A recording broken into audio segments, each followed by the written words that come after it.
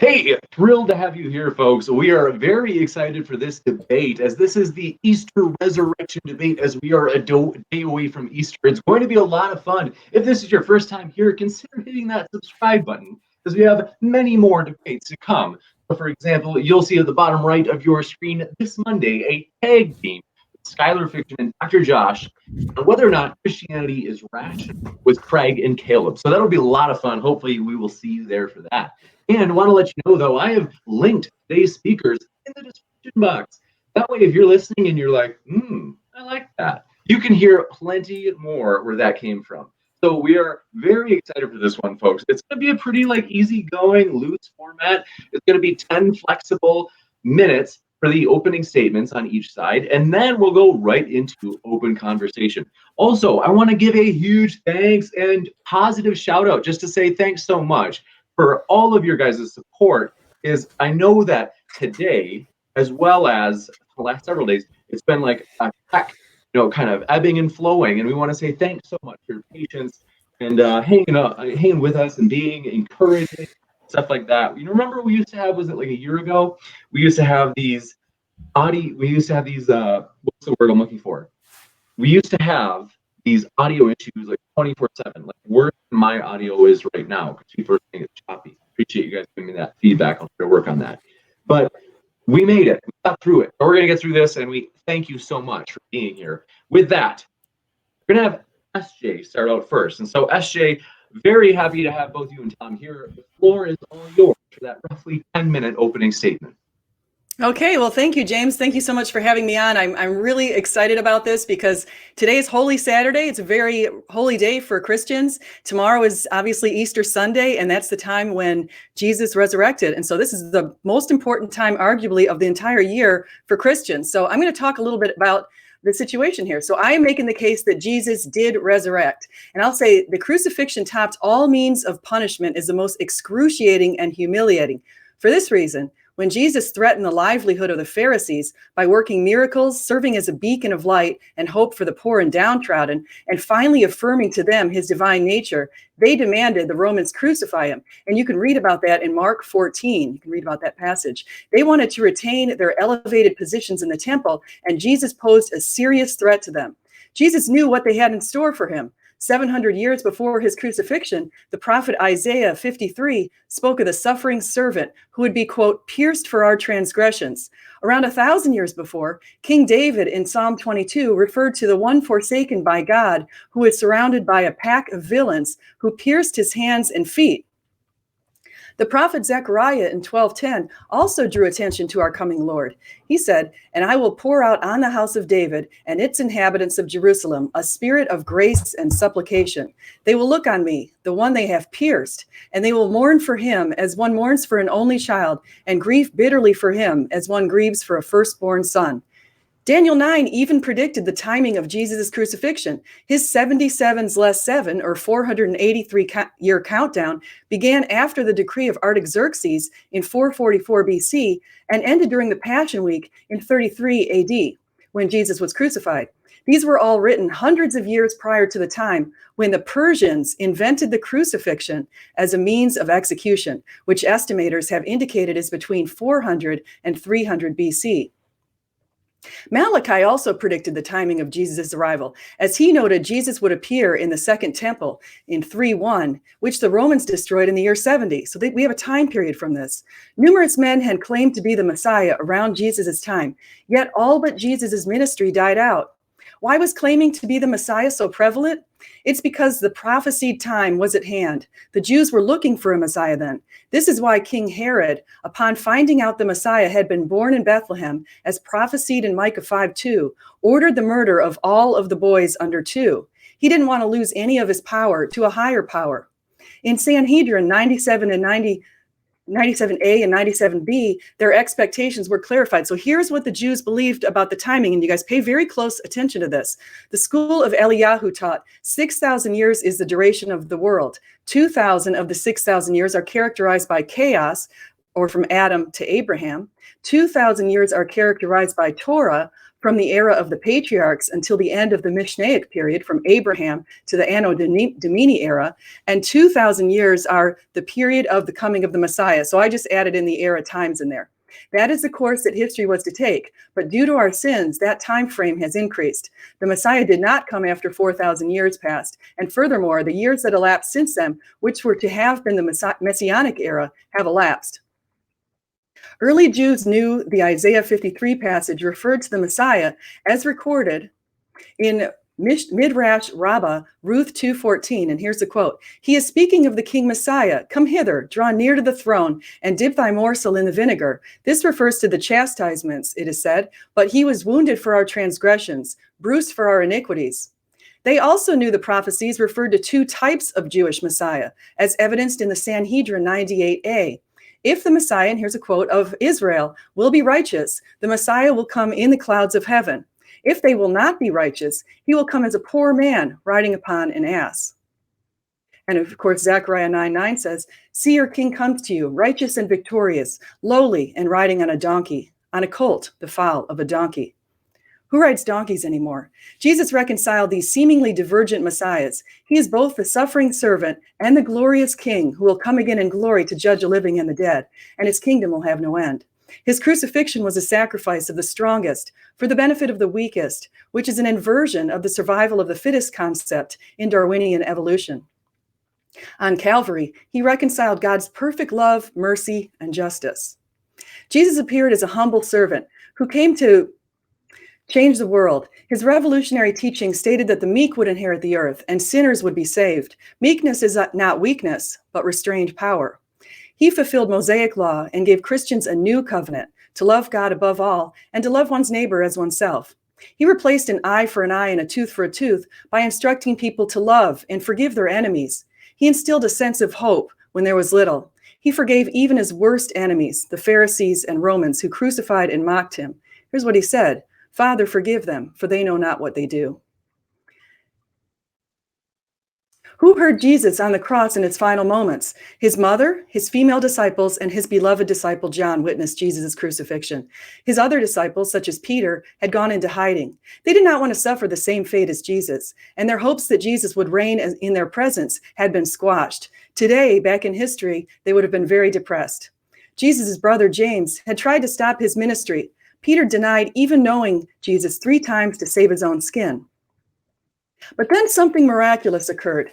In his letter to the city of Corinth in 1 Corinthians 15, Paul reported an early memorized creed, which stated that after Jesus' crucifixion and death, he appeared to Peter and his other disciples, and to 500, and then to his half-brother James, before appearing to Paul, also known as Saul, the one abnormally born. Jesus appeared to individuals and groups over a period of 40 days before he rose into the heavens. The Holy Spirit then descended upon Jesus' disciples, and they were empowered, emboldened, and blessed. They no longer feared death because they had seen their Messiah overcome it. They spent decades preaching for Jesus, despite being jailed, beaten, and stoned, and eventually martyred by burning, boiling, crucifixions, and beheadings. People don't willingly die for something they know not to be true, and Jesus' early disciples were uniquely positioned to know whether what they were claiming was true. They said they saw the risen Christ, and their bravery in the face of gory persecutions and death proved it. The resurrection forms the foundation of Christianity. As St. Paul has indicated, without the resurrection, we have nothing. By overcoming death, Jesus gave us reasons to know his words to be true. He said, destroy this temple and I will raise it again in 3 days. And he did. He gave good on his word. How is it possible that a carpenter, a tax collector, some fishermen, and a tent maker from an obscure ancient Near Eastern village could start a movement that completely upended the world? Nothing is possible with God. During Jesus' time, many made claims to be the Savior prophesied to come in the 1st century in the Jewish scriptures, such as Daniel and the writings. Yet when they died, their followings died out. Christianity grew despite heavy and sporadic persecutions under emperors such as Nero, Decian, and Diocletian, and other leaders such as Pliny the Younger. By 313, when Constantine finally granted Christians legal protections, Christianity had between 5 and 6 million adherents. Some have discounted the resurrection by claiming that miracles are not evidenced, yet we have evidence of miracles today. In the early 1980s, Barbara Comiskey Snyder was curled up in her bed after 15 years of enduring multiple sclerosis. She was blind, wheelchair-bound, and barely able to breathe. Her doctors had decided if her lungs collapsed, which they expected, they wouldn't revive her. She was too far gone and had no quality of life. Then she heard the words, "My child, get up and walk." Her atrophy disappeared, her eyesight was restored, and she regained her ability to breathe properly. She got out of bed and found herself walking. Even her curled up feet had been healed. Later that day, she went into her church and walked down the aisle in front of a shocked and cheering audience. She had always been in a wheelchair. Decades have passed since that time, and Barbara is still without MS today. Jesus heals, and Jesus loves. In conclusion, I have demonstrated that the Jews in ancient times were expecting two types of Messiah, a mighty king and a lowly and humble Savior who would come riding on a donkey. They further were expecting that the Savior would arrive in the time frame when Jesus arrived. Jesus fulfilled biblical passages. In fact, he fulfilled 330 Old Testament passages that said he would be pierced for our transgressions, which were written hundreds of years prior to the crucifixion. We have substantial extra biblical support for his ministry, crucifixion, and his disciples' claims that he rose from the dead, and I'm prepared to present those if needed. Jesus' disciples were uniquely positioned to know whether what they believed was true, and many went to their deaths rather than recanting the truth. Thank you so much. Thanks so much, SJ. We will now switch it over to TJump for his opening statement. And very excited for this one. Just want to let you know, in addition to this debate, as we had mentioned, Skylar Fiction, who is in the live chat at the moment, he and Dr. Josh will be coming on next Monday for that tag team debate. Tonight, by the way, just want to quick mention, because I don't want to violate your expectations. So I want to give you a heads up. The Team Skeptic Flat Earth Aussie debate is probably going to be postponed to next weekend. So we probably won't have one tonight. Sorry about that, folks. But we are going to try to sort some stuff out with that debate and hopefully have it next weekend if we can. So thanks so much. And Tom, the floor is all yours. Yeah, so the topic of the debate is, did Jesus rise from the dead? And the way we address this question is the same way we address every similar question, like, did the flying man that Doug mentions actually fly? Did Harry Potter exist? Did Muhammad split the moon in half? Did Santi Sai Baba create dust from his hand? All of those claims we addressed in the exact same way. It's with evidence. And, well, what is evidence? Evidence is what we use to differentiate between what's imaginary and what's real. So if I told you I saw a dog, that would be reasonable to believe. But if I told you I saw a unicorn, that would not be reasonable to believe. The difference between these two claims is that dogs have an implicit empirical basis. Meaning there's lots of things about dogs that we know that I just haven't mentioned in that statement, like their phylogeny, taxonomy, DNA, genetic makeup, chemical composition, their fossils, bones, how to train them, what they're allergic to. There's lots of things about dogs that we know scientifically that I just didn't mention in the statement I saw a dog. But none of that exists for unicorns. So in the statement, I saw a unicorn, the only evidence there is that the claim that I saw it, which isn't enough. In the example of a dog, it's my testimony in addition to the empirical evidence. And so it's reasonable to believe because it has the combination of those two things. Whereas in the case of I saw a unicorn, it just has my testimony. And so it's not reasonable to believe. So the difference between these two claims is that one has an empirical basis along with the testimony, and one is just the testimony. Testimony on its own is not sufficient to justify beliefs about things existing in the world. And so anything that lacks an empirical basis isn't reasonable to believe based off testimony. That means miracles, magic, mythical creatures, the paranormal, supernatural, UFOs. And this applies to all religions and all such claims in everywhere in the world. It doesn't make a difference what they are, including the resurrection of Jesus. So because the only evidence we have for the resurrection is the testimony of people thousands of years ago, none of that's evidence that it actually happened. That's like saying, I saw a unicorn. It would be unreasonable to believe that based off of the testimony. So in order to justify the belief that Jesus rose from the dead, you would need empirical evidence of miracles actually occurring at some point. And then you could infer that that was a miracle like these other ones that we've demonstrated. But no miracles have ever been demonstrated to have occurred. They're all fail every scientific test we've ever done. So we have no way to differentiate miracles being real things rather than imaginary things. They all seem to just be imaginary things. And so it's reasonable to infer the assertion that Jesus rose from the dead is also an imaginary thing. The fact that the apostles died for their beliefs doesn't make a difference. Like if there was a flat earther who died for his belief that the world was flat, would that add any credibility to it being true? No. What about 10 flat earthers? If 10 flat earthers died, would that be evidence for flat earth? No. What about 100, 1,000, 10,000, 10 million? It makes no difference. The amount of people who who die for their beliefs does not add any credibility that their beliefs are true. The fact that people believe them or genuinely believe their beliefs isn't evidence that it's true. The fact that they were willing to be persecuted for their beliefs isn't evidence that they're true. I mean, you don't hear in a scientific debate someone saying, Bruno Giordano and Galileo, they were persecuted for their beliefs that the world was round. That's evidence that the world is, or that the Earth goes around the sun. And that's evidence that the Earth goes around the sun. Like, no, that's not evidence of anything. That's just their persecution isn't evidence to the truth of their beliefs. It's just evidence that they believe them. And so that's not actually evidence. The accounts are just not evidence of the resurrection. You need that empirical basis to demonstrate miracles aren't just imaginary before you could conclude that Jesus rose from the dead. Thanks. Thanks so much, Tom. We will now switch into open discussion mode. By the way, I want to let you know we'll have a Q&A at the end. So if you have a question, fire it into the old live chat. And if you tag me with an @Modern-DayDebate in the live chat with your question, makes it easier for me to not miss those questions. And Super Chat is also an option. In that case, you are not only able to ask a question to one of the speakers, but you can also make a comment toward one of the speakers, to which they, of course, would get to respond to. We ask that you be your regular friendly selves for that. And Super Chats will also push your question or comment to the top of the list for the Q&A. So with that, thanks so much. The floor is all yours, Tom and Dr. S.J.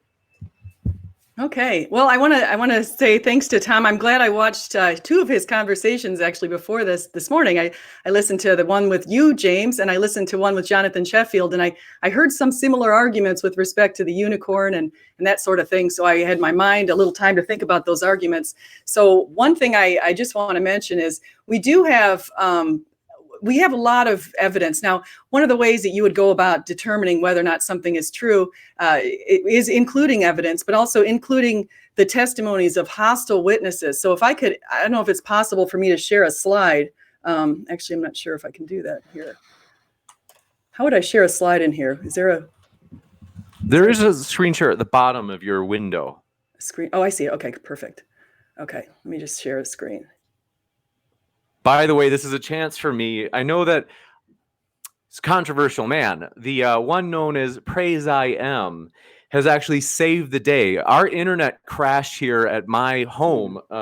We have enough to use a video chat, but not enough to stream through OBS. So Praise is saving the day. You might not like him, but you have to give credit where it's due. And so I do want to say thanks so much to Praise, who I'll link in the description for his help. And Converse Contender saved us on the last stream that just ended with Ask Yourself and Sterling on veganism. So thanks so much to those guys. If you haven't met Praise, he's a twin brother of Skylar Fiction. So yeah, terrific guys. All right, thanks so much, SJ. The floor is all yours again.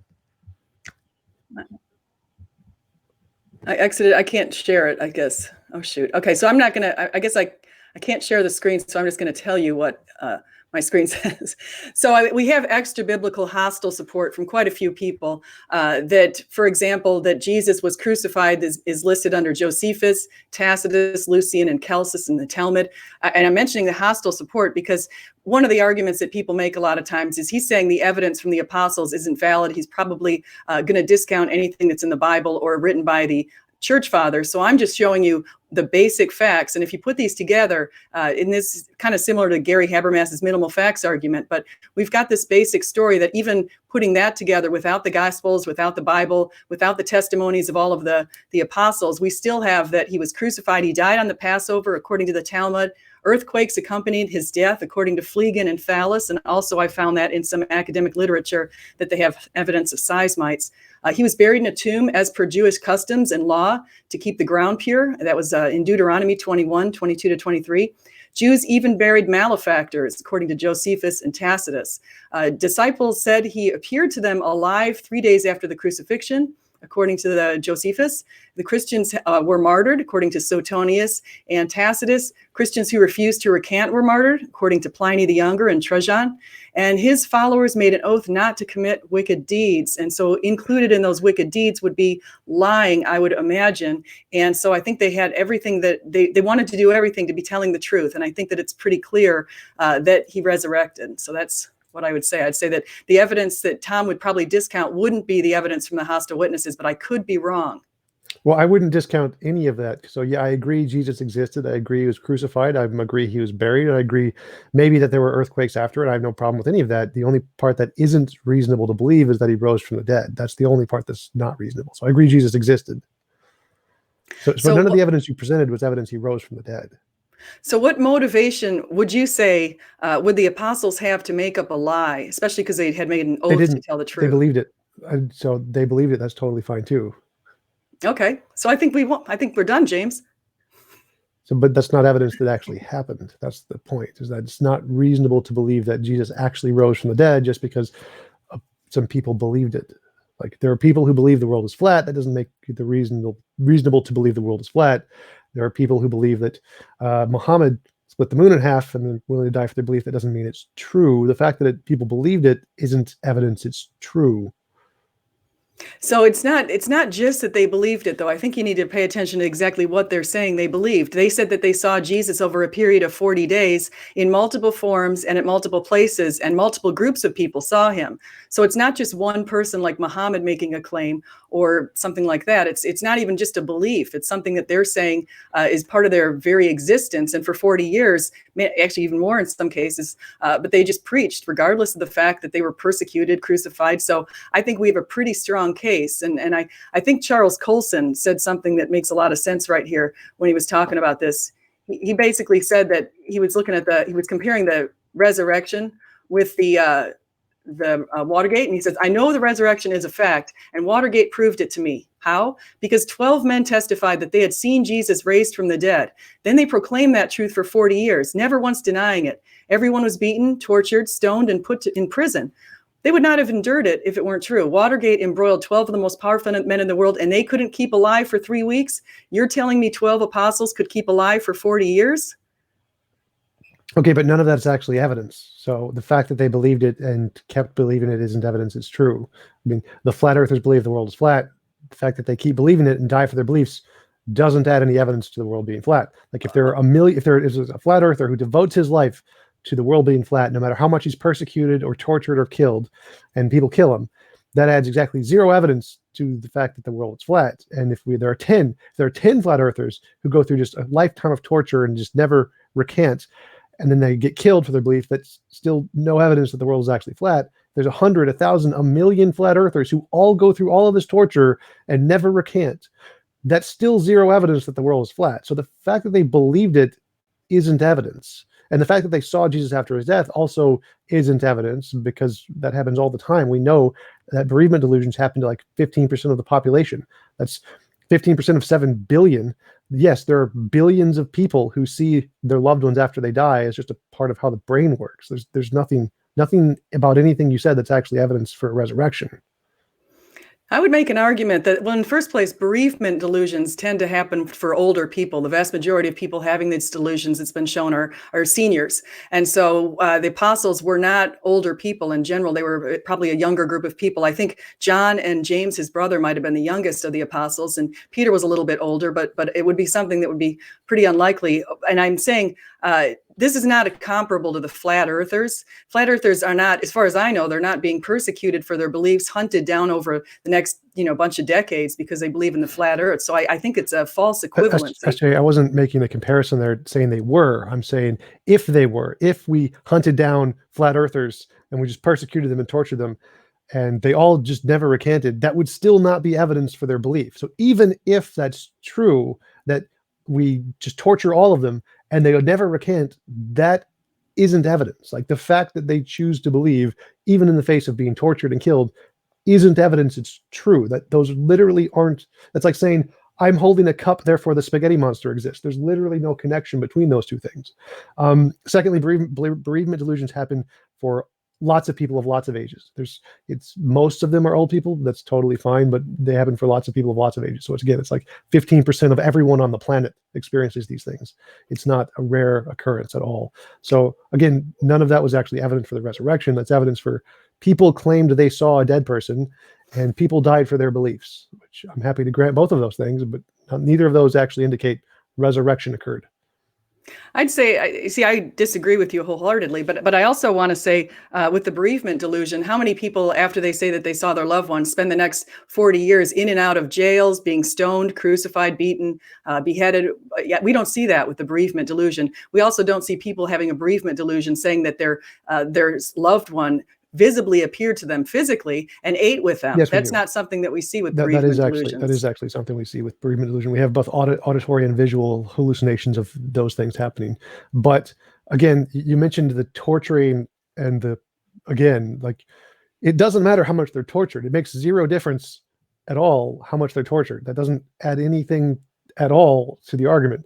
It's like if we didn't torture them, if we gave them lots of money and said, we'll give you money for believing in Jesus or whatever, that still wouldn't be evidence or counter evidence for anything they believed. Even if they recanted and said, after like getting a pinprick and said, we stopped believing in Jesus after this, that wouldn't be evidence against Jesus. Like, what they believe or choose to believe after the fact and whether or not they're tortured or rewarded is completely irrelevant. It's zero difference. It's like saying, I have cheese puffs. Like, it's just an irrelevant fact. It makes no difference to the evidence.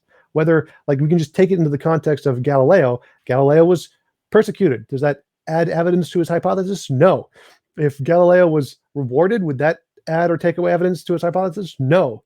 The evidence of the claim is irrelevant to what happens to the person who makes it. It literally has no bearing at all. There's not evidence whether or not they were tortured. It's irrelevant. Completely irrelevant. Okay, that's what you feel. So what evidence would convince you that Jesus resurrected? Testable predictions. Testable predictions. So Yes. So if anything happened in history, we have to be able to test it? If anything happened in history that doesn't have an empirical basis, we have to then test it, yes. So miracles, magic, mythical creatures, the paranormal, supernatural, UFOs, any of those things in history would have to be demonstrated to actually exist in the world and not be imaginary before it was reasonable to infer they happened in the past. Okay, so right now, what did you make of the Barbara Comiskey Snyder story that I told you? Because that story would be testable. You can actually go to her doctor's writings. You can talk to her. She's still alive right now. The healing, like, people get healed all the time from different things. It's usually medical, but you'd have to make a testable prediction, not just say, I can explain this event we don't understand as it being a miracle. That isn't evidence of a miracle. You'd have to actually say, if miracles are true, I predict that if we do some set of events, we'll get this result. You can't just say, I can explain all these things that we know happened in the past with a miracle. That's just post hoc rationalization. So a testable prediction is to say, if my hypothesis is true, here is something I'm going to predict is going to happen that we don't know yet, and then confirm that thing. Just looking back at the past and saying, I can explain all of these things and call it a miracle isn't evidence. Like, I can call it magic, or I can call it unknown natural explanations. Like, just labeling the unknown explanation or making up an explanation isn't evidence. For the evidence, you need to go to the future and say, if my explanation is true, therefore I can test this and get a result. So if we could show that miracles occur today, would that be evidence to you that there could have been miracles that occurred in the past? Yes. Okay, so here's a couple of quotes. So there's a Pew study called Spirit and Power. It's a 10-country survey of Pentecostals. 200 million claim to have witnessed miraculous healings. Then there's also this other one called from Edmund Tang, Yellers and Healers, Pentecostalism and the Study of Grassroots Christianity in China. And his quote is, all Christian churches in China practice some form of healing. In fact, according to some surveys, 90% of new believers cite healing as a reason for their conversion. This is especially true in the countryside, where medical facilities are often inadequate or non-existent. So I think there is some evidence that miracles are still happening today. And so I think that would give us at least open up one's mind to the possibility that miracles could have happened in ancient history. I'm not seeing any evidence for miracles there. So there's people who believe it's miracles. They experience something they can't explain and they label it a miracle. That isn't actually evidence of a miracle. That's just something they can't explain, which they're labeling miracle. Again, I could just label it magic, or I could label it aliens messing with them for fun, or I could label it an unknown natural cause, or it could be a known natural cause that we can perfectly well explain in science. They just didn't realize it and labeled it a miracle. So that isn't really evidence of miracles, the fact that they think it's a miracle. That's not how evidence works. You have to actually demonstrate it is a miracle. You have to demonstrate that hypothesis has predictive power, not just we can label the past things miracles. So one of the ways that you find evidence, or you can gather evidence, is something they called subjective content analysis. And so you're probably familiar with that. But what you do if you want to identify if there's evidence of miracles is you gather up all of the evidence from people, you gather all the testimonies, and you look for resounding themes. And so if you've got 200 million people basically saying about the same thing with respect to miracles and their own healing, and maybe the healing coming right after prayers. That's how Barbara Comiskey Snyder came about, by the way. They were praying for her in a Chicago radio station, and she was on the verge of death. Honestly, her lungs were about to collapse. She barely could breathe. She couldn't see. She was blind too. All of that disappeared with the words, "My child, get up and walk." I think it's a powerful case for God. I've got a newspaper thing I'd show you if I could show my screen from Rockford, Illinois, where they actually printed this whole thing back in the early 80s. So it's a pretty good testimony, and she's still around today. So I think that if we have evidence of something like that occurs right after a prayer, I think you got a pretty good case for Jesus still working in us today. No, that would be a post hoc. What's it? I forget what it is. Post hoc something hoc, where something happens, therefore it happened because of that thing. Like we can say you rubbed a magic rabbit's foot and got healed, therefore it's due to the magic rabbit's foot. But no, it was just happened at the right time, at the right place. And so it was a random association. For it to actually be attributed to the miracle or to the prayer, you'd have to say, does prayer have this effect at a more than chance rate? If prayer has no more effect at these miraculous healings than rubbing a magic rabbit's foot, then the prayer probably doesn't do anything. It's not evidence of the prayer. It's evidence that there are healings that occur that we don't understand. That's it. So in the case of miracles and prayer, all the prayer studies we've ever done fail completely. They give no more evidence than chance. So it's not the prayer. Attributing it to the prayer is just to get a post hoc rationalization. You're saying, I did a prayer, the healing occurred, therefore the healing occurred because of the prayer. But that's not evidence. Again, for that to be evidence, you would need to show that the prayer does this more often than just rubbing a magic rabbit's foot, and it doesn't. In all the scientific tests, we've shown that it's post hoc ergo proctor hoc. Thank you, Nathan Ormond. So that isn't actually evidence. The fact that you had a prayer and you had a healing, you're only assuming that because those happened close to each other in time, that the healing was due to the prayer. But that's not evidence, because you could do the same thing with rubbing a magic rabbit's foot, or using voodoo, or using homeopathy. The exact same arguments are used across pseudosciences all across the world. We know that kind of argument doesn't work. Just like we know that the amount of people being tortured has no relevance to what they believe to be true. There's just literally no connection between those two arguments. Okay, so I want to talk about what you just mentioned with the prayer studies. There's a big study that was funded by the Templeton Foundation, and of course they wanted to probably show that prayers do work. But what they did was was flawed. It was flawed in a whole bunch of different ways. But what they did was they went into a hospital and they had people pray for. They had a couple of groups of people. They had a control group and they had a group that people would be praying for.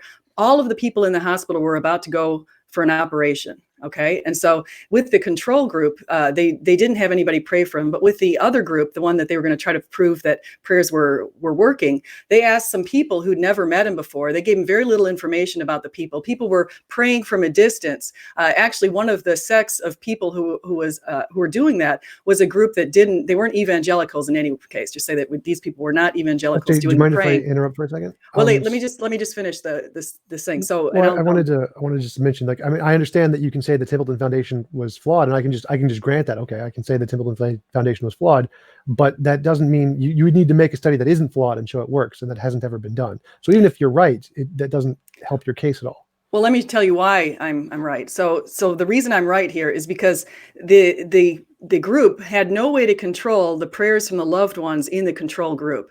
So there could be prayers coming in for both groups from loved ones, and those prayers would probably be very sincere, very much directed at God. And so that's why they were unable to find a difference, because whether everybody's going for surgery. So at that time, you're always praying for your loved ones if you're somebody who's a believer. And in a country like the United States, the vast majority of people are believers. And so you have that situation. So you can't control the prayers from the loved ones. So that's why the study is flawed. So as I said, I can just grant the study is flawed. That doesn't mean anything. So what you need is a study that isn't flawed, that actually supports your conclusion, and there aren't any. They all fail. Well, it's impossible to conduct one of those kind of studies. That's why. Well, then you have no way to show that your explanation isn't imaginary, because I can say it's impossible to do a study on an invisible ethereal dragon that breathes heatless fire. Therefore, we can't disprove it. Well, then I can just always say it's there, even though it's undetectable. It makes no difference into anything ever. It has no impact at all, which is makes it unfalsifiable. So it's useless. So the same thing would apply to miracles. If there's no way to show it does anything differently than just random chance, then there's no way to show it's not just imaginary and random chance is just doing it on its own. So if you were granting that there is no way to do a study to actually show that miracles are not imaginary, then you're just admitting that there is no way to show that your belief isn't just imaginary and made up. No, I'm not saying anything about miracles. I was talking about prayers. So I'm saying there's no way to do a study with prayers in a country where you have a lot of people who believe. Oh, well, the studies have been done in countries all over the world with that's majority Christians and minority non-Christians. So it's the same across all religions and non-religions equally in all countries. It's just, there's no difference at all. But I was not specifically referring to prayer. So any testable predictions about miracles, prayer would be a kind of potential miracle, would be sufficient. Doesn't need to be about prayer. So, and just to go back to Barbara Comiskey Snyder, in case you didn't hear this part, she heard the words, "My child, get up and walk," and was suddenly able to walk. I think that in alone itself is evidence, again, that Jesus is still working in this world pretty hard. I'd also say that you didn't address the fact that how did Christianity go from this little obscure sect in the middle of the ancient Near East with a carpenter, led by a carpenter and a bunch of fishermen? How did some group like that suddenly become so powerful without the influence of God to have between 5 and 6 million followers in the first 300 years to 280 years at a time when basically people were persecuting these people? There's no material reason for them to believe. They didn't get wealth, they didn't get fame, they didn't get money, power, they didn't get anything like that. So how did it get so big? And what was motivating these people to do a lie if they're saying that they're talking about Jesus always telling the truth, and they wanted to tell the truth? What would motivate the apostles to do what they did? Well, the first thing is you said Barbara heard words and somehow that's evidence of magic. Again, that would just be the post hoc ergo propter hoc. Hearing the words and then associating those words to the miracle isn't evidence until you can actually demonstrate that there is some connection between those things, just like rubbing the magic rabbit's foot. If you rub the magic rabbit's foot and then have a healing right after, you would have to show that the magic rabbit's foot does this at a more than chance rate, because it could have just been chance. Just the fact that she heard words isn't evidence that those words caused a miracle. It's just evidence she heard words. The growth of Christianity is irrelevant. I mean, I can explain it in lots of different ways. There's lots of religions that have grown far faster than Christianity, like Falun Gong has grown far faster than Christianity did. There's Mormonism growing about at the same rate as Christianity when it was first initiated. Hinduism grew in the same kind of a way. They're persecuted in the same way. There's lots of ways for it to grow, but even if I just granted that Christianity was the only one that ever grew this fast, that's still not evidence of anything. Like the fact that an ideology grows, or lots of people believe it at a certain rate, has zero evidence that it's true. I mean, if flat earth belief just started to grow and everyone started to believe it, that wouldn't make it true. So the fact that lots of people believe it is just a bandwagon fallacy that doesn't actually give you any evidence for it being true. It's just lots of people chose to believe it at that time. So I don't see how you think that's evidence. Well, what about the apostles? What motivation did they have? Well, I think they believed it. So that would be their motivation. They believed it, but that's still not evidence it's true. So they believed it. They said they saw the risen Christ. You're saying they believed they saw the risen Christ. How are you saying that they didn't actually see the risen Christ? What's your argument? Delusions. Very common. You think they all had these shared delusions. So all of these people, they said 500, up to 500 saw the risen Christ, but you think that they were all just delusional? Well, the 500 is questionable because it's not actually 500. It's one guy claiming that 500 saw it, which there's no testimony from the 500. We just have testimony of the guy who wrote and said 500 people saw it. And that's the same thing of people writing to say 1 million people saw UFOs in Roswell. It's like, unless you can actually back that up with the testimony from the 500, it's just an assertion. But even if I grant that, we grant the 500 people all saw it, yeah, that's still better explained by a bereavement delusion, a shared bereavement delusion, than a miracle, because we actually have evidence bereavement delusions happen. We have no evidence miracles happen. So if you want to explain an event, it's better to explain it with things we already know happen and can explain it than to assert a new thing that has no basis in reality can do it. Because I could say a magic leprechaun causes delusion, or in all of them at the same time, or aliens just created a giant projection screen of Jesus for kicks and giggles, but those aren't good explanations because we have no basis for those things, just like a miracle isn't a good explanation. A better explanation is we have natural things that we know can do that, like bereavement delusions, and so that would be a better explanation than asserting new things we have no evidence for to explain an event. So to put your argument together with his bereavement delusion, here's what you're saying. So and let me see if I get this correct. So you're saying that so you've got Peter, who denied Jesus 3 times and went into hiding. He wasn't there when Jesus was crucified. You've got Paul, who was originally persecuting Christians and making sure that they were all jailed and put in prison. And in some cases, he was actually standing at the feet of people who were being killed, like St. Stephen's.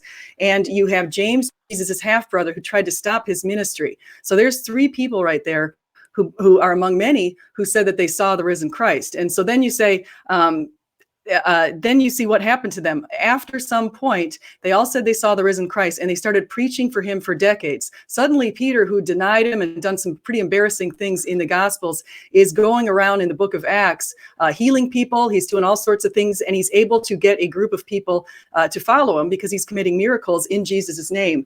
You've got James, the half-brother, who tried to stop his ministry. Jesus appeared to him too, and now he's writing books in there, and he ended up being killed. He worked in Jerusalem at one of the temples, and he was killed, martyred for his work, and that was evidenced by Josephus. And then you've got Paul. I'm sorry, no, I already mentioned Paul. James, Peter, Paul, basically, I mentioned him already. So we've got these 3 people who all changed their minds, came around after Jesus was crucified. So if this was just a delusion, what motivation would they have to say, no, it's not a delusion? We basically saw the risen Christ, and they were beaten, stoned, jailed. I mean, Paul could have had a pretty easy life if he didn't, if he just, towed the line. He wouldn't have been martyred. Well, again, so whether or not he had an easy life or a hard life is just irrelevant. It has nothing to do with any of the evidence. It makes no difference one way or the other, just like saying, I'm holding a cup, therefore God. It's just completely irrelevant. It makes no difference at all. If it was a delusion, delusions you don't think are delusions because then it wouldn't be a delusion. You think they're real. That's what makes them a delusion. So they saw a delusion. Like it's very common for people who persecute a demographic and then feel guilt for it to have bereavement delusions of the people they killed or the ideology behind the people they killed and have conversions to those. So Paul converting to Christianity after he tortured and killed lots of Christians isn't really surprising. And he had a bereavement delusion of Jesus and then started to follow Jesus because of his guilt. Absolutely none of that is special in any way. And saying that they got lots of followers is pretty not surprising at all. There's a Russian guy right now, it starts with a V, I forgot his name, who claims to be Jesus, and he has thousands of followers. Like, there's people on Instagram who post cats videos who have thousands of followers. This is not a surprising fact that people follow people they admire who are charismatic and interesting. So none of that is spectacular. None of that is evidence of miracles. The growth rate isn't evidence of miracles. The fact that people believe it isn't evidence of miracles. The fact that they saw people after they claimed to have seen people after they died isn't evidence of miracles. All of those are explained really easily with natural things. Like there's no evidence there at all. I mean, the flat earth actually has more evidence because at least they can claim to see the world looking flat from a distance. That's at least something that could qualify as evidence, but the resurrection doesn't have any. It's just an assertion, and that's it. Okay, so I want to say a couple of things to what you said. One is you pointed out to some examples in modern times of people who are following certain people. But as Gamaliel pointed out in Acts 5, when a lot of these people came up, like Theudas, and he mentioned Judas the Galilean, so when a lot of these people come to power and they have people following them and then they die, eventually the cult dies out. And so Jesus is kept going on. So actually that gives us evidence that it's true. What? Wait, let me just finish. The other religions that you mentioned before don't have somebody saying that he resurrected from the dead. We don't. It's the Jesus is situation and circumstance is not comparable to all of those other religions you mentioned. And the other thing is Paul certainly didn't have a bereavement delusion. Paul wasn't bereaving Jesus. In fact, he was busy persecuting Jesus. So you can't explain Paul with your bereavement delusion. And the last thing I want to say is delusions, you don't have mass delusions. That's like saying you could share a dream. It's absolutely impossible to share a delusion. All right. So the first thing is, again, Esther, you keep bringing up things that have no evidence at all. They're just random, unassociated facts. I can say there's a tree outside and claim that's evidence of a God. Clearly, that isn't evidence of anything. It's just a random, useless fact. Saying that they were persecuted is just a random, useless fact. It's not evidence of anything. Secondly, yes, Paul could definitely have a bereavement delusion. People who will persecute, like Nazis who would persecute and kill Jews, would feel guilt and have bereavement delusions of Jews or Jesus or their religious beliefs and gods and see God afterward and have visions and change. That's a really common thing. So yes, people who persecute and like Paul would very likely have a bereavement, more likely than anybody else actually. But so that's easy to explain, again, naturally, perfectly. And even if it wasn't, that's still not evidence of anything because it's just something you can't explain. So no, like everything you just mentioned isn't evidence at all. Like, so yes, there are people, and it's not just past religions. There are people who follow groups throughout all time. The fact that they aren't analogous today or 2,000 years ago or 3,000 years ago or 4,000 years ago, there are always groups of people following charismatic other people. It's a thing throughout all time. It's not just it's somehow special because it's 2,000 years ago. And my analogies and examples aren't specifically just about this time. Those are just the ones that came to mind first. This happens throughout all time. So again, none of that is special. This is all common things that happen every day. The sun rises tomorrow. That's not going to be evidence of a God. We already know that's going to happen. We already know people follow charismatic people. We already know people have bereavement delusions. We already know people have bereavement delusions of people they persecute because of guilt complexes. None of that is special. This is all like super common knowledge stuff that is super easy to explain under naturalism. There's not even a question there.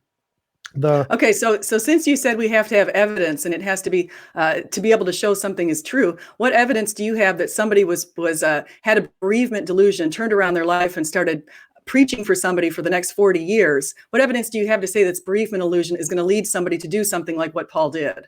Because you must have evidence, because otherwise we can't justify your claim. Because we see people changing their lives all the time for lots of reasons. Name one. Name one who had a bereavement delusion and turned their lives around. We know people turn their lives around all the time for lots of different reasons. So having a bereavement delusion being the reason is not a stretch at all. It's like saying there's lots of reasons people change their life around: losing weight, changing religion, changing political structure, getting married, all kinds of reasons that people turn their lives around.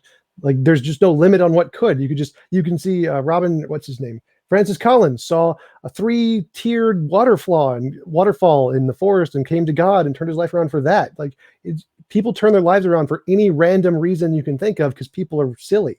That isn't the fact that they would do it for a bereavement delusion is not surprising at all. Again, just super common thing that we know about humans all around the world throughout all time.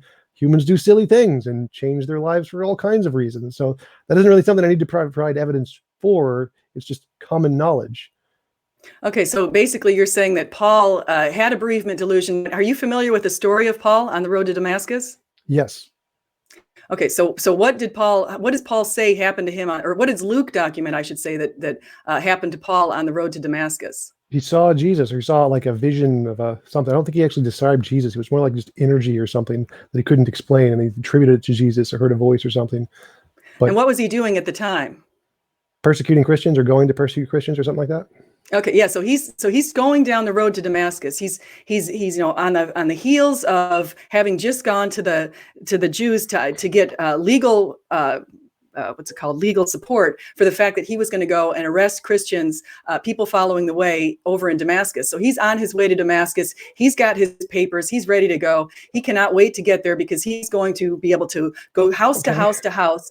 To go inside the houses, arresting people and pulling them out. That's the plan. He's got people accompanying him. And suddenly he says that he sees Jesus. And Jesus said, Saul, Saul, why do you persecute me? He said, who are you, Lord? I am Jesus, whom you are persecuting. So then suddenly Paul can't see. He's blinded for a few days. As soon as then suddenly he can see after 3 days. Ananias came in and was able to touch him and the blindness went away. And for the next 40 or so years, he preached for Jesus. Now this doesn't sound like a bereavement delusion.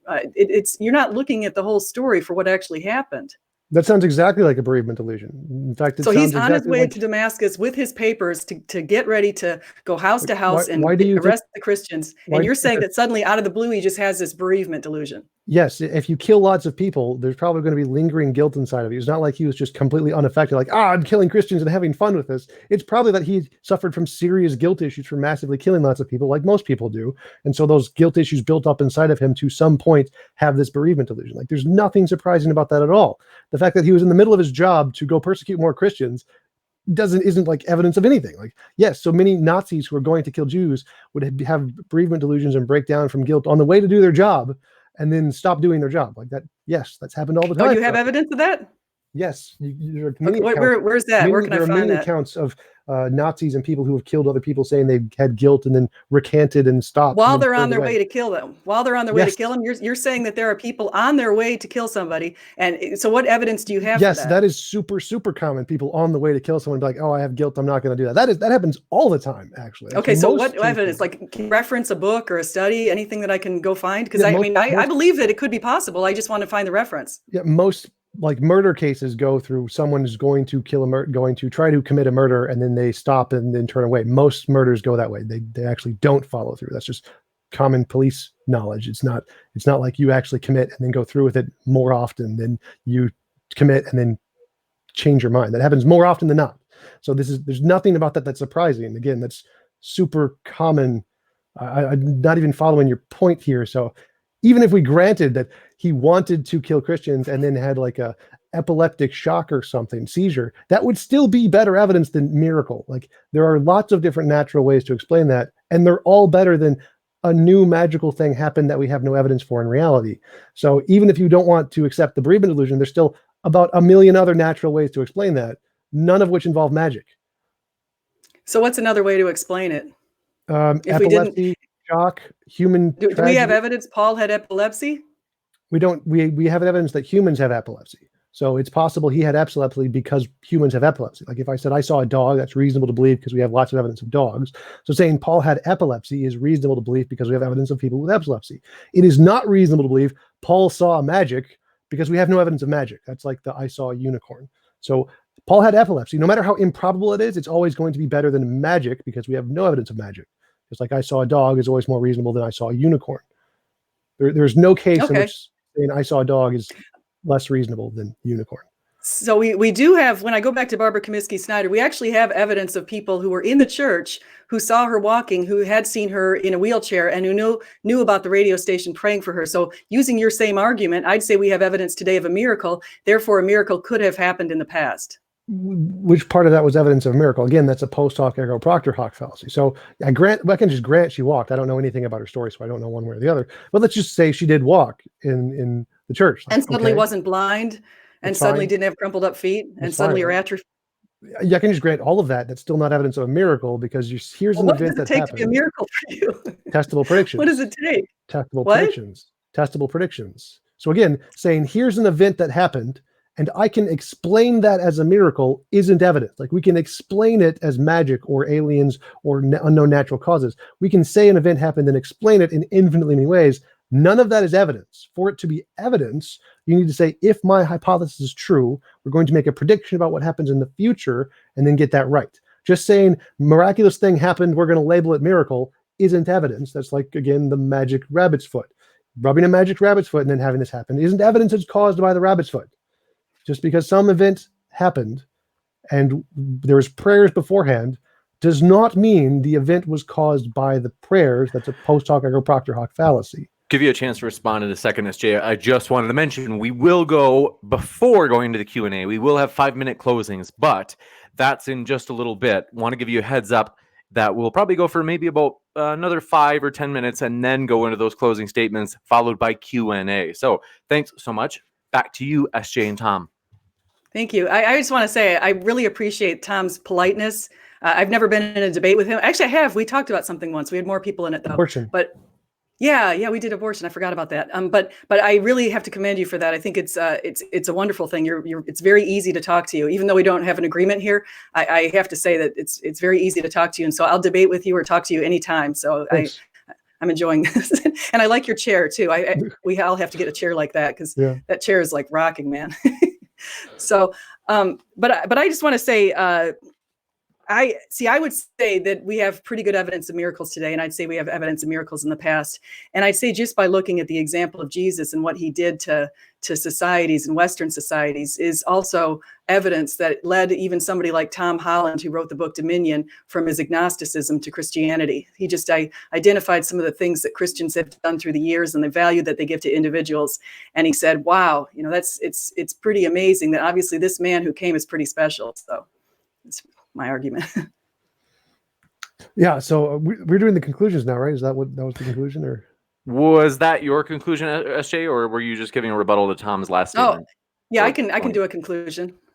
Okay. Trying to remember, I think we had SJ start, so we'll have SJ start the conclusions as well, and then we'll flip it over to Tom for his roughly 5-minute closing. Then we will go into the Q&A. Okay, so I want to say thank you to Tom. Thank you to all of you. In my conclusion, I want to say the way that you mentioned Francis Collins. And I want to say one of the things that he did under that waterfall was he reflected on C.S. Lewis's trilemma. And C.S. Lewis's trilemma is what led me to Christianity. One of the ways that I was led to Christianity, it was a bunch of things that kept happening right around the same time. But I got the book from a pastor's recommendation, a chance meeting on an airplane. And I read this passage. And as soon as I read it, it was almost as if God had filled me with just the spirit of yes, this is the truth. And here's what it is. A man who is merely a man and said the sort of things Jesus said would not be a great moral teacher. He would either be a lunatic on a level with a man who says he is a poached egg, or else he would be the devil of hell. You must make your choice. Either this man was and is the Son of God, or else a madman or something worse. You can shut him up for a fool. You can spit at him and kill him as a demon, or you can fall at his feet and call him Lord and God. But let us not come with any patronizing nonsense about him being a great human teacher. He has not let that open to us. He did not intend to. So that basically is one of the ways that I thought supported this thing. And another thing is, the last thing I'm going to say is, we do have all of the theories that the people have created to try to refute the resurrection are not with merit.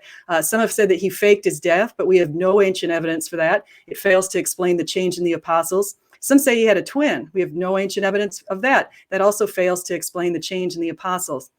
Some say he was buried in a mass grave. We have no ancient evidence either. 1 Corinthians 15 is an early creed within a few years of Jesus' resurrection that refutes it, but also so does what Josephus and Tacitus said, and also in Deuteronomy 21. That shows that Jewish people buried people even if they were criminals. Disciples stole the body. We have no body, and that fails to explain the change in the apostles. Mass hallucination, like dreams, those are internal and they can't be shared. Plus, Jesus appeared to them in many modes where they couldn't see, hear, where they could see, hear, touch, and be in his presence. The apostles conspired, some might say, but people don't risk their lives for decades for a lie. They were uniquely positioned to know the truth. And then the last one is someone would say miracles are impossible, but yet we do have evidence for miracles today, as I pointed out. Thank you. Thanks so much. We will kick it over to Tom for his 5-minute closing and go into the Q&A after. Thanks so much, Tom and SJ. Yeah, so as I mentioned in the beginning, if I told you I saw a dog, that's reasonable to believe. If I told you I saw a unicorn, that's not reasonable to believe. The difference is that dogs have an implicit empirical basis.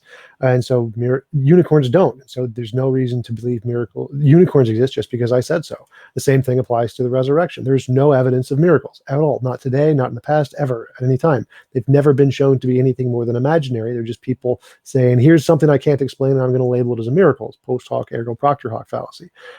Every single time we try to test any type of miracles in a scientific setting to show they actually are real, it fails 100% of the time, just like homeopathy and dowsing and all the other pseudosciences. There's just no basis for that. So to believe that, like, just pick the worst possible natural explanation of the account of the gospel. Say Jesus had 10 twin brothers, octuplet or whatever, and there was a mass delusion of epic proportions that every 10,000 people all had a mass delusion or just imagined it to be the case. That explanation is still better than miracles. I mean, miracles is that bad. It has no basis at all. So anything we can just cobble together of random natural possibilities of delusion or epilepsy, they all had epilepsy at the exact same time. That is still a better explanation than miracles, because miracles has no evidential basis at all. So the miracle explanation of Jesus' resurrection is just terrible. The flat earth literally has more evidence than that. Than the resurrection of Jesus, because at least we can see things on flat earth. At least they present things we can see. They have a basis of some kind. The resurrection of Jesus has no evidence whatsoever. All we have is a bunch of assertions that stuff happened that has no basis in reality, like saying I saw a unicorn. We will now go into the Q&A. So thanks so much, folks, for all of your questions. Really excited to read through these, and want to let you know just a couple of quick things. As I mentioned, both the speakers are linked in the description, and you can check out their channels as well. John Lloyd, thanks for your super chat, who said, thank you for your time, TJump and SJ. You got some street cred, guys. John Lloyd, thanks for your super chat, who also said, and thank you, James. Appreciate that, John Lloyd. Then Apollo Jedi, thanks for your super chat, who said, thanks for never giving up. Despite your internet provider failing, you found a way for us to hear today's debates. Hit like. Thanks so much, Apollo Jedi. That means a lot, because when we have tech issues, it's like, believe me, nobody feels worse about it than I do. It's honestly, so I appreciate that support. That is positivity. Holy Skepticism, thanks for your super chat, who said, thanks for all of your hard work to James and the debaters and persevering. Proud to support. We'll appreciate that, Holy Skepticism. Veckel, thanks for your super chat, who said, to my sister SJ, he is risen, in all caps. Amen. Gotcha. Michael Dresden, thanks for your super chat, who said, hope Tom, you got a critic, Tommy. Michael Dresden, regular neighborhood troll, says, hope Tom doesn't lose 2 in a row after last night. Yeah, those pictures of dinosaurs and the fake footprints are just such damning evidence. There's nothing I can do against that. It's just the greatest evidence ever. Gotcha. Next up, appreciate your super chat from Sigifredo Sarabia with a lot of emoticons. Thanks so much. Appreciate your support. Henrik Simonson, thanks for your super chat, who said, many religions survived and grew despite rulers, etc. By that metric, we should all worship many religions at once. Nah, I'm not convinced, SJ. Okay. Well, many religions aren't represented by Jesus Christ. So it's through Jesus that Christianity is completely different from these other religions. Gotcha. Appreciate that. Next up, thanks for your super chat, writer John Buck, who says, Christ is risen. Dwayne Burke, thanks for your super chat, who said, Carol Baskin is TJump's ma'am. Or mom. I am confused. I'm trying to remember who Carol Baskin is. I thought I saw her recently. I don't know who Carol Baskin is. All right. John Lloyd, thanks for your super chat, who said, modern day debate, would TJump prefer Jesus? In other words, in parentheses, believed in heaven, or Ted Bundy, in parentheses, believed when he was in prison as a neighbor. Thank you. Would I rather have Jesus or Ted Bundy as a neighbor? Probably yes. Jesus. Gotcha. Let's see. Trying to make sense of that one, John. Forgive me if I've butchered it, but we can come back to it if you clarify for me. Brian Stevens, thanks for your super chat. Josephus says Josephus was so convinced he remained a Jew. Oh, SJ is coming at you.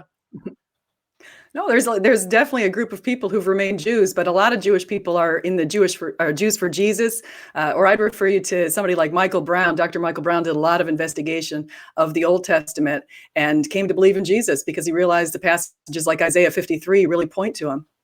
Gotcha. Appreciate your super chat from Movie Theory, who says, Tom, in all caps, already lost, in all caps. Sad he doesn't even realize it. Yes. I also have $1 million in my bank account and I don't realize it too. All right. Thank you, Brian Stevens, for your super chat, who said, but prayers over the radio work, ... Can you heal an amputee, please? Demonstrate that. I count that. If you can do that, that's evidence. Hold on. This one's for SJ, not for you, Tom. Prayers over. I'm not saying that prayers from afar cannot work. I'm just saying that the chances of a prayer from afar for a stranger working over the loved ones praying for somebody is, it seems to me that the loved ones' prayers would be a little bit stronger because they're more sincere. And so my basic point is in Barbara's case is she didn't just have the radio prayers. She also had the prayers of her whole family and her whole church. Gotcha. Appreciate that. And thanks so much for your super chat from Dwayne Burke, who says TJump's chair resurrected from the dump. Oh, it's a nice chair, though. I like that chair. It's his clamshell chair. That's actually funny. Apollo Jedi, thanks for your super chat, who said, Tom getting destroyed right now. Correction, in all caps, spanked. By my imaginary Jesus. Yep. I had a bereavement delusion of Jesus spanking me. It's so true. You got a lot of criticism. Skeptic Wiz, thanks for your super chat, who says SJ's in all caps. I don't know what the all caps is. This is in all caps. Dismantling Tom right now. Bad.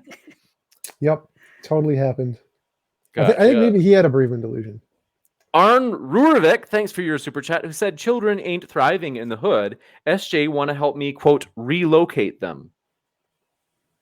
Relocate children who aren't thriving in the hood. Yeah, if there's some sort of ways we can work with them. Gotcha. If there's something we can do, yeah, contact me. Appreciate that. Next up, appreciate your super chat from our, let's see, Skeptic Wiz again. Let's see. That's like a duplicate. So I don't know if that was on purpose or not. Arn Rurvik, thanks for your super chat, who said, SJ, who'd you rather want to be, the relocated or the relocator? The relocator. It's giving's more important than receiving. Gotcha. Next up, appreciate your super chat from our Arn Rurvik again, who says, question for SJ, if you were a sword-bearing relocator, do you think you'd ever get a good night's sleep? No, I wouldn't want to forcibly relocate anybody. I thought he meant if people really want to get out of a bad place, if there's a way that we can peaceably relocate them, peacefully relocate them, I should say. Gotcha. If they want to be relocated. So, Robert Summers, thanks for your super chat, who said, besides personal testimony, what is the evidence for the resurrection? I haven't heard any yet. well, I'd say that I think when you look at the basic facts, even extra biblically, and you put them all together and you say, what's the best explanation of these different facts? It points to Jesus. And I would also say that the fulfilled 330 prophecies in the Old Testament, like ones like Daniel 9, Daniel 9 gave us a specific date for when the anointed one was going to be coming into the temple. And that actually happened exactly 483 years after the decree of Artaxerxes in 444 BC. So we've got a specific time. We've got, even from the Jewish people, a specific time when they expected the Messiah. So that kind of thing, I think, plays a pretty good case for the resurrection of Jesus. Gotcha. Appreciate it. Next up, super chat from, let's see, got Robert. Apollo Jedi, who said, never seen someone get as destroyed as Tom right now. Nathan in the chat mentioned the questions about the relocation were in reference to when SJ said that God relocates Canaanite children to heaven. That was the point they were trying to make. Okay. I didn't know that's what I thought he was talking about. People like saying a bad part of town or something who want to get out. Gotcha. Next up, appreciate it. We'll get to your super chat, Xanos Carthage. We're working our way through the list. Appreciate it. Carmel Crunk, thanks for your super chat, who says, TJump, after Jesus' crucifixion, what caused the events which allowed and led to the rise of Christianity from a small backwater province in Rome? The exact same things that allowed the growth of literally every religion from backwater places literally everywhere in the world. So people are people. That's the extent of what's required there. Gotcha. Thanks so much. Sigifredo Sarabia in the house, straight out of LA. Appreciate it. Says, Acts 21:21. James confronts Saul, or Paul, on rumors that Paul had become an apostate on the entire Mosaic law. If Paul killed James through Christian Jewish people, is Paul's religion correct? Or is it James, the brother of Jesus? I think they mean, like, is it his religion instead? That's kind of a hard. So if Paul killed James because James said Paul, they were arguing over the circumcision, and they were arguing whether or not to allow Gentiles not get circumcised, who are uncircumcised, to join the movement. And so I don't think that any argument like that is something that would lead to anybody killing. And of course, Paul said to follow his example many times because he was trying to exemplify Jesus. And Jesus said, those who live by the sword will die by the sword. He didn't kill anybody. I think the point they were trying to make is that you mentioned that these people were persecuted for their beliefs, and you implied that made it more likely it was true. So if those two people had a disagreement and one of them killed the other, based off of your argument, it would seem like whoever was killed, well, their belief is more likely true because they died for their belief. I think that's the point they were trying to make. Yeah, no, I'm not saying that because they died for their belief, it makes the belief true. That's absolutely not something I'm trying to say. I'm trying to say when you put together the cumulative evidence for the resurrection and you look at all of the information that we have, fulfilled prophecies, all of the minimal facts, all that kind of stuff. You look at undesigned coincidences in the Gospels, and when you put all that together and you say, what's the best explanation? It's Jesus resurrected. It's not just one piece of the puzzle. You've got to look at the whole puzzle. Gotcha. Next up, thanks for your super chat from Nick, who says, SJ, chapter and verse in the Bible where Jesus appears to James. You said he appeared to James. Yeah, 1 Corinthians 15. Gotcha. Opposer of religion, thanks for your super chat, who says, thanks for your channel. I seriously love it. Thanks to the debaters as well. There's no channel like MDD. Well, appreciate that positive encouragement.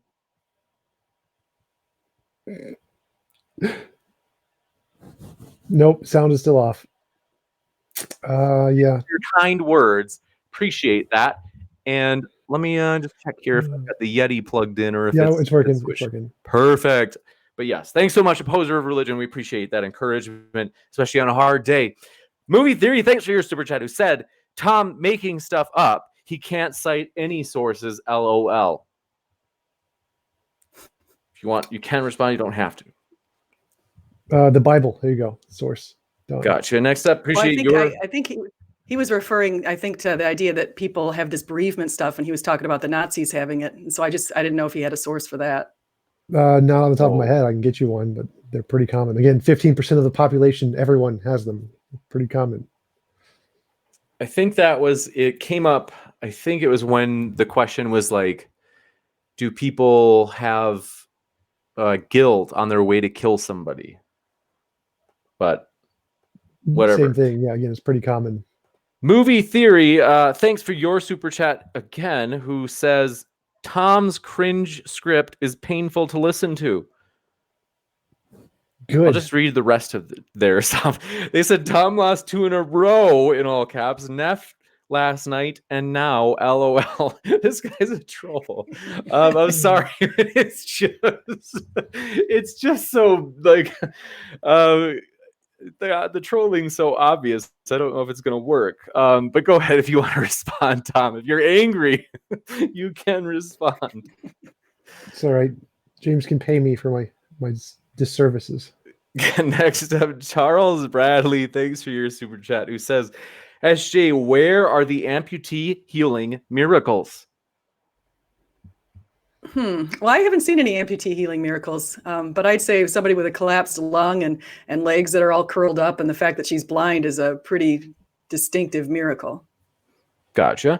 Thanks so much. Appreciate your super chat from, let's see, Beta Whore Energy. She says, SJ, if you don't believe in group hallucinations, how do you explain people seeing Mary on a rooftop? For example, 4 Coptic bishops authenticated this, and 50,000 people seeing the sun hop around at Fatima. I would actually, if all of those people made that claim and they seemed sincere, I probably would be likely to me that say that probably happened. Gotcha. Appreciate your super chat from Subtracted, who says, why won't God heal amputees? Why won't God heal amputees? I think people ask that question because they don't want to pay attention to what God does heal. God's healed blind people. He's healed the deaf. He actually, when Peter went and took a sword to the ear of the soldier who was capturing him, the ear came off, and Peter, in the story, that Jesus put the ear back on. So actually that is sort of an amputation of an ear that Jesus put right back on the person's head.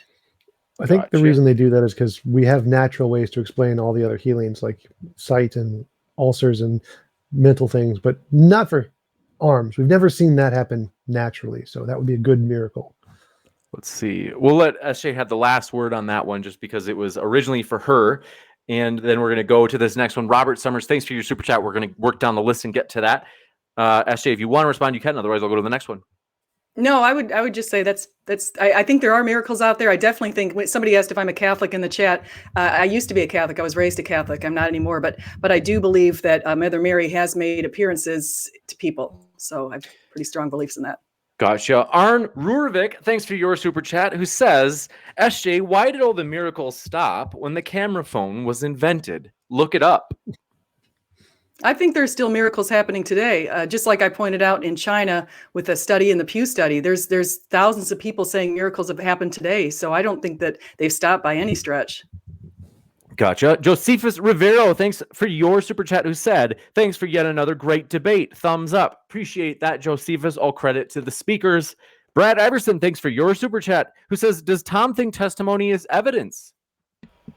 Yes, testimony is evidence of things that already have an empirical basis, but if it doesn't have an empirical basis, then no testimony cannot be evidence for it. Gotcha. Appreciate it. Next up, appreciate your, let's see, super chat from our dearest friend, Adam Burkholtz, who said, how can we show Jesus did not resurrect if indeed he didn't? Jesus doesn't talk or do anything living people do, so why call him alive? I'd say today Jesus makes a lot of appearances in people's lives, including my own. The reason I came back to Jesus is because he's made himself known to me in significant spiritual ways. And so I think he's working, and I'm not alone. I'm one of probably billions of people who's he's impacting, including a lot of people over Muslim countries are saying that they're starting to see Jesus in their dreams and things like that, even though they had never planned to worship him in that way. Gotcha. Thanks so much. And Nick, thanks for your super chat. We're working down the list. We'll definitely get to it, and we appreciate it. Sigifredo Sarabia from Los Angeles, thanks for your super chat, who says, Tom Jump, if Jesus existed and didn't do what's in the Gospels, what did he really do? If not, what answer do you have for New Testament scholars or historians? All of the things that are natural and accounted for by natural processes, he probably did do. Those are like accepted by history. So there's not really any controversy there. He did all the things that people said they did, like walking to places. He just didn't do the miracles. The miracles are just all made up. Gotcha. Thanks for your super chat from Dwayne Burke, who says, TJump, the love child of Rolf Harris and Joe Exotic. Those the Tiger guys? Everybody wants TJump to be their son. That's true. I think those are the McRae? the Tiger King show. I think those guys. I'm looking up Rolf Harris. He's apparently 89, and he was recently seen using a walking stick as he was delivering. Page is still loading. It's embarrassing. As he was delivering paintings to neighbors near his Berkshire home. Is that your dad? Thanks for that super chat from Brandon Ardeline, who said, I want to hear a miracle that can't be debunked by science, psychology, or common sense. Also, why are modern miracles so wimpy compared to the Bibles? I'd make an argument like the Barbara Comiskey-Snyder one. I'd have everybody just go look her up. I think that's hardly wimpy. So, gotcha. Thanks so much for your super chat from Franks92, who said to SJ, why did Jesus leave after he resurrected? Yeah, so Jesus resurrected and he left 40 days later. He appeared to people over a period of 40 days. And then during the Pentecost, he was raised into heaven. And the reason he says he was doing that at that point is because the Holy Spirit would come back and fill everybody up with courage, love, power, all that kind of stuff. And so then that was the reason. So the Holy Spirit is sort of working through everyone who calls on him. Gotcha. Appreciate that. Next up, appreciate your super chat from Xenos Carthage, who says, what's their opinions on turtles? You guys like turtles? Yeah, I love turtles. Yeah, turtles are nice. They taste really good in soup. Tom. Oh, no, poor turtle. Thanks for your super chat. Robert Summers, who says, what radio station do we need to get involved to get God to miraculously stop kids from dying from cancer? Why doesn't he care about them? Oh, what did I hear on that? I heard a really good explanation for something like that today, and I can't remember now. I'm forgetting exactly what it was, but basically, you know, God sets our beginning dates and our ending dates according to his plan, and he's sovereign and he made us, so he's within his rights to do that. Gotcha. Thanks, Brian Stevens, for your Patreon question. Said, did the members of Heaven's Gate die for something that is true or something they believed to be true? They died for something that is false, but they believed it to be true. But Heaven's Gate didn't see the risen Jesus. They didn't see Jesus over 40 days. They didn't eat with him. There was nothing like that. It's not a comparable. It's a false equivalency. Gotcha. Thanks so much for your super chat from Nick. Says, then he appeared to James. This is quoting 1 Corinthians 15. Then to all the apostles. That's 1 Corinthians 15. But in the Gospels, he appears to the apostles first. Contradiction. Thank you, SJ. We have evidence of a contradiction in the Bible, folks. No, it actually says he didn't appear to James. He appeared to Peter first. Then he appeared to the 500. Then he appeared to James. I'm sorry, he appeared to Peter, then the 12, then the 500, then to James. And that's exactly how it works out, because James wasn't one of the ones who was following him with the 12 apostles initially. So he appeared to what they call the 12, which was the people who were holed up, essentially trying to hide from being persecuted. Gotcha. Robert Blair, thanks for your final super chat. They said, SJ, God said you need this. In love, Papa Legba. What's that? I don't know. That's interesting. Appreciate that. So do appreciate it, folks. I had one more from Brian Stevens. and then we can wrap up. It's been a fun time, folks. I've got to kind of hammer away at some stats research stuff that I'm behind on, embarrassingly. Let's see. Appreciate your kind words, Adam Burkholtz. And Adam Abilia, thanks for your Patreon comment, said, TJump, if you ever need a kidney, I'm here. Just keep up the good work. Thanks, man. I really appreciate it. My kidneys are good. I do need a new car, though. Gotcha. Adam, I'm so sorry. I think I mispronounced. Did it again. Adam Albilia. Appreciate your question, comment. And then let's see. Martianista, thanks for your kind words, who said, thank you for a civil, entertaining debate. And thank you to your debaters, Dr. S.J. Thomason and TJump. Thanks. Yeah, thank you. Totally appreciate your positive words, peeps. Really nice. And then where is that? There it is. Brian Stevens says, does SJ also believe the claims from Islam regarding miracles? They have lots of witnesses too. No, I don't believe those claims. Gotcha. And I think the only one that he's referring to, the only miracle that I've heard of, and I could be completely mistaken because I'm not that familiar with Islam, but I think the one with Muhammad roping the moon, I don't think that was evidenced by a whole bunch of people. I mean, I don't know. Muhammad cut the moon in half, but I think he was meaning modern Muslims. Modern Muslims experience miracles at the same rate as Christians do, or something like that. I think that's the claim he's making, not about. Okay, that's what he's saying. I don't think that I think God works miracles for all peoples, so I don't see any reason to think that Muslims wouldn't experience miracles. God loves them too. Thanks so much, folks. I appreciate this every time. It's always seriously a blast to be here. You guys are just goofy in the chat. Appreciate getting to hang out with you there as well. And so do want to remind you one last time, I put both Tom's and Dr. SJ's links in the description. Last super chat just flew in from Dean Meadows. Thanks for that. Said, Tom, what would convince you a miracle took place? Testable prediction. So if you say, I believe miracles happen, and if a miracle happens, like for example, if I pray to a God, if I say, if miracles are true, and I pray to a God and a gold brick will appear, and then I pray to a God and a gold brick appears, that would convince me a miracle happens. So it's just any kind of testable predictions where you take the hypothesis miracles happen, predict that they will occur in the future, and then we observe them occurring in the future in that way that you predicted, that would be evidence.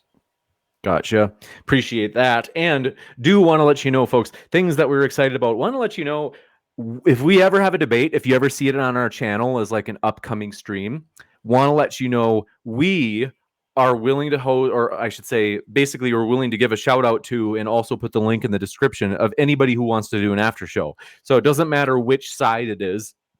If it's like an after show that is like a Christian channel, an atheist channel, we will link both sides, or just the one side, whoever wants to have the after show. And we will, like I said, mention it. If you just do me a favor, email me the link before the stream if you plan on doing that. And then also just want to say, I can't say thanks enough. It's always a true pleasure here. We have postponed the Team Skeptic versus Flat Earth Aussie debate. That's probably maybe going to be next Saturday, depending on how things pan out. So that will not be tonight. However, very excited that we will also not be having a debate tomorrow, but we will be back Monday, and we are going to be having that tag team debate I mentioned at the bottom right of your screen. And we've got a lot of other really fun ones coming up, folks. I'm honestly pumped. It's just been a blast. So thanks so much, folks. Keep sifting out the reasonable from the unreasonable. And last, again, thanks to our speakers, and also thanks to Praise for running OBS running OBS for us today. As you've probably all heard, that my internet has crashed earlier today. At least it just kind of intermittently crashes, so we can't really do streams on it. So Praise, if you're there, we are ready to go off air. Are you there, Praise? Do you want to say hi? Thank you very much. Very nice, very charming. Okay, but yes, you guys want to hear really quick? It's my Praise impression, but it's been totally debunked. Gosh. So yeah, that's Dr. Josh does an even better one. It's honestly, it's hilarious. So thanks so much, folks. We hope you have a great rest of your day.